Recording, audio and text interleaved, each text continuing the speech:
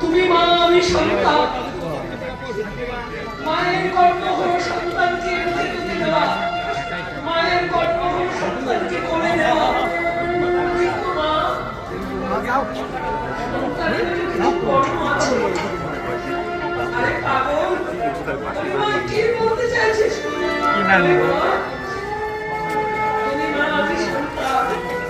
মায়ের ধর্ম হলো সন্তানকে করে দেওয়া, আর আমি তোমার সন্তান মা। আমার বড় অন্তরে বাসনা, সারাদিন পরে ফিরেছি তোমার কাছে। আমি তোমার চরণে প্রণাম করতে চাই মা। জননী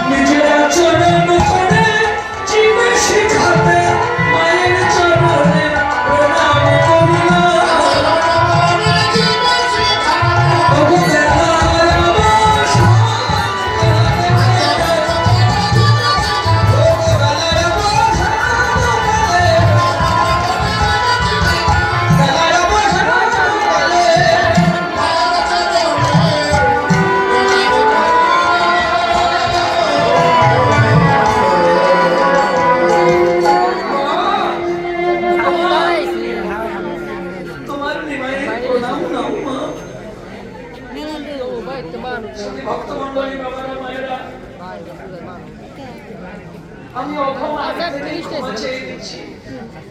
আমার একটা বিশেষ প্রশ্ন আছে আপনাদের চরণে। আমার বাবারা মায়েরা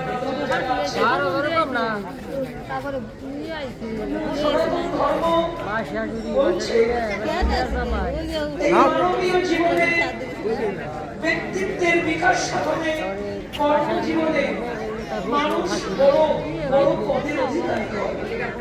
কেউ ডাক্তার হয়, কেউ মাস্টার হয়, কেউ ব্যবসায়ী হয়, কেউ স্বর্ণকার হয়, কেউ লয়ার হয়, কেউ ইঞ্জিনিয়ার হয়।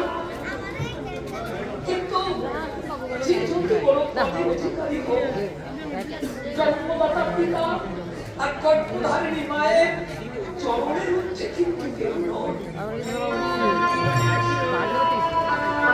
যে যত বড় পদের অধিকারী হোক, সে যদি নিজের জন্মদাত্রী মা, জন্মদাতা পিতাকে ভক্তি প্রণাম না করে, তার ওই পদের কোন মূল্য নাই। আমার প্রশ্ন এটাই যে মা,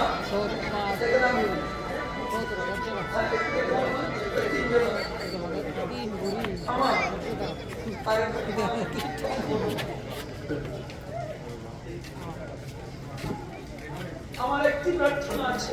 এখানে অনেক ভজনশীল বাবা মায়ের আছে। আমি এসে শুনলাম এখানে অনেক ভজনীয় দীক্ষিত মায়েরা বাবারা আছে। আমার প্রশ্ন, দিনদার 24 ঘন্টার ভিতরে অন্তত মনে মনে হলেও একবার কারা আছেন এখানে যে মনে মনে একবার হলে নিজের জন্মদাতা পিতা আর মায়ের চরণে প্রণাম করে একটু হাত তুলুন তো। মিথ্যা তুলবেন না, ভগবান সবার খবর রাখেন।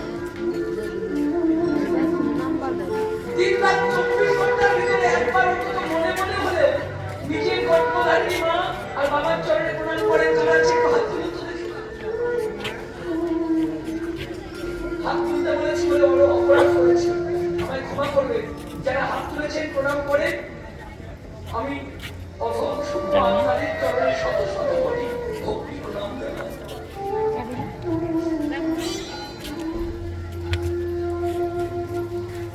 সারা ভারতবর্ষ বাংলাদেশ কীর্তনের মাধ্যমে ভক্ত চরণের আশীর্বাদে আসতে আমার অভিজ্ঞতার কথা বলছি মা। সনাতন ধর্ম ধ্বংস হয়ে যাচ্ছে জানো, তার মূল কারণ হলো এইটা। কোনটা?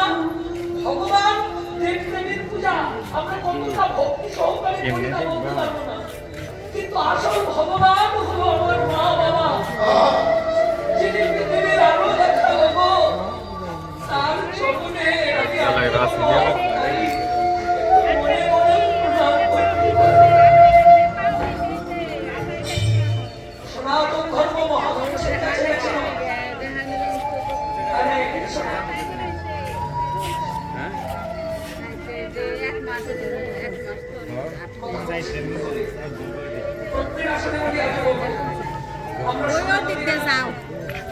শিক্ষায় এগিয়েছি, দীক্ষায় এগিয়েছি, সভ্যতায় এগিয়েছি, আচার আচরণে এগিয়ে গেছি, অনেক বড় হয়েছি, কিন্তু ধর্মীয় আচরণের পথে আধ্যাত্মিকতার পথে সনাতনীরা মহা ধ্বংসের কাছে এসে দাঁড়িয়েছি। এটাই বাস্তব। কোটি কোটি টাকা ব্যয় করে দুর্গা মায়ের পূজা করি, কিন্তু নিজের গর্ভধারিণী মা কোমরে যন্ত্রণা দিতে পারে না। আমরা তার খোঁজ একবার করে দেখি।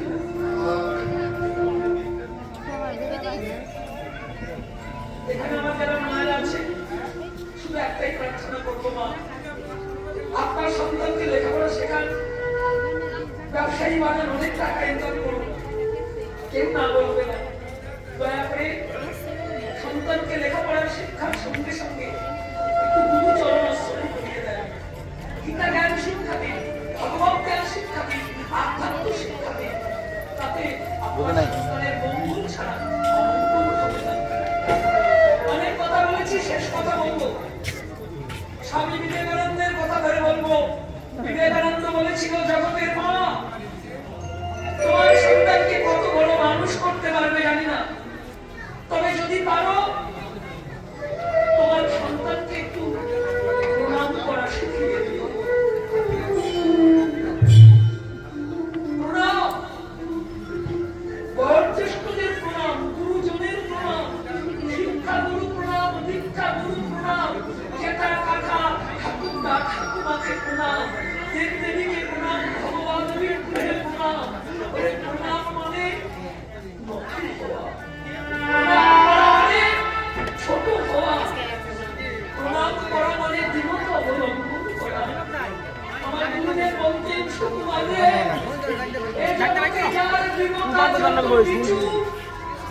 ভজনের জগতে ভক্তিতে তার ভজন তত উঁচু।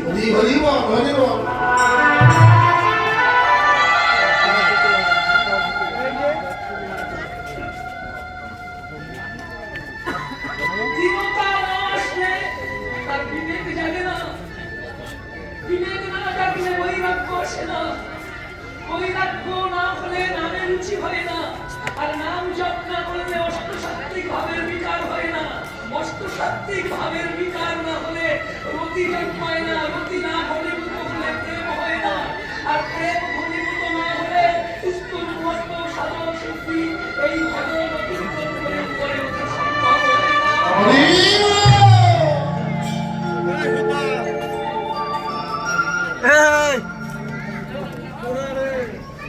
অনেক কথা বলেছি, আর বলতে পারি।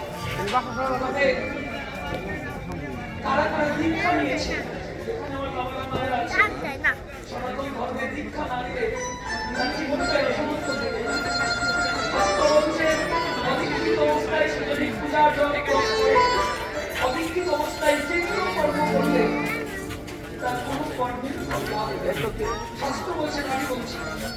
কারা কারা দীক্ষা নিয়েছেন, গুরুচরণ আশ্রয় করেছেন, একটু পায়ে ধরে বলছি হাত তুলুন তো।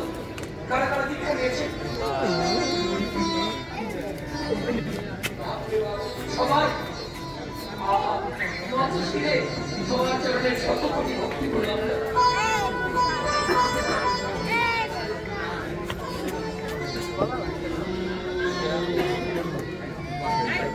আমি ভারতবর্ষে অনেক বড় জায়গায় আজকে আমি ধন্য হলাম, দেখলাম প্রায় 90% ভক্ত বাবা মায়েরা হাত তুলেছে। আমার জীবন ধন্য।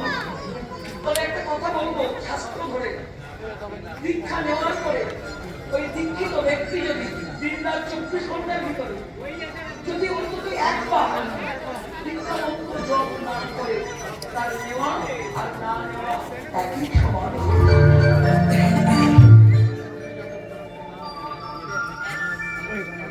আর যারা দীক্ষা নেননি তাদের জন্য একটা কথা বলবো,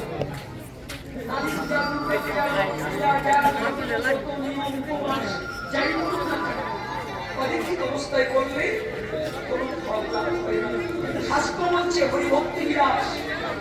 অদীক্ষিত অবস্থায় তার পিতামাতা যদি গত হয়, ওই অবস্থায় যদি সে শ্রাদ্ধ কর্ম করে, তার পিতামাতার আত্মার সদ্গতি লাভ